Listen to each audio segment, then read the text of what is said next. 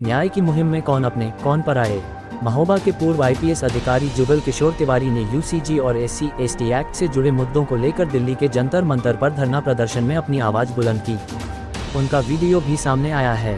अब सवाल है, न्याय और अधिकार की इस मुहिम में कौन साथ खड़ा है और कौन मौन।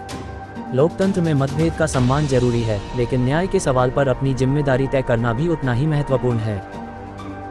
समाज की एकता और अखंडता बनी रहे, इस बात से चिंतित लोगों के जो ये वर्ग है हमेशा इसके लिए वो चिंतित रहा, क्योंकि आज़ादी की लड़ाई से लेकर के भारत की सभ्यता को सुरक्षित रखने के लिए इस वर्ग ने हमेशा बलिदान दिया। आज संकट इस वर्ग के सामने और सबसे बड़ा संकट ये जो नीतियाँ सरकारें बना रही हैं फिर वोट के चक्कर में स्वार्थी राजनेता अपनी कुर्सी बचाने के लिए, इसमें आरक्षण, SC/ST एक्ट, UGC रेगुलेशन जैसे नियम समाज के ताने बाने को चेंज नहीं कर रहे हैं।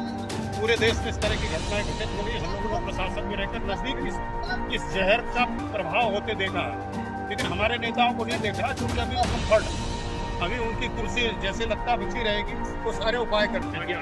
ये जो अभियान युवाओं ने छेड़ा है कि जो आरक्षण है उसमें अब बहस करने की जरूरत है, डिस्कशन करने की जरूरत है, इसका मूल्यांकन करने की जरूरत है कि मिला क्या। कितने वर्षों के बाद भी अभी लगातार इसकी मांग होती जा रही है, लगातार जातियां कह रही हैं साहब हमको पिछड़ा घोषित कर दो। अब लोगों को अपने को पिछड़ा घोषित करने में, दलित कहलाने में, कहने में अपने को गर्व महसूस हो रहा है, कम नहीं महसूस हो रही। आप देश को कहाँ ले जाना चाहते हो, राष्ट्र को कहाँ ले जाना चाहते हो। प्रतिभाओं को कुचला जा रहा है, और जब अयोग्य लोग किसी भी पद पर आ जाएंगे, जैसे वर्तमान में राजनीति में अयोग्य लोग हैं, उसका परिणाम एक देश झेल रहा है।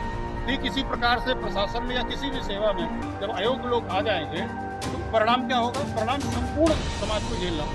ऐसा नहीं कि सिर्फ एक वर्ग को झेलना पड़ेगा। और वास्तव में जो लाभ मिलना चाहिए था, इनके जो नेता हैं जो अपने को दलित हितैषी या आरक्षण के हितैषी बता रहे हैं, वास्तव में पूरा लाभ वही उठा रहे हैं। कुछ परिवारों तक ये लाभ सीमित होकर के रह गया और वंचित और उसको मिल ही नहीं सकता।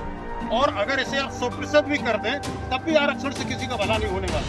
तो जिस स्कीम से किसी का भला होना ही नहीं है उसे आप खत्म क्यों नहीं करेंगे।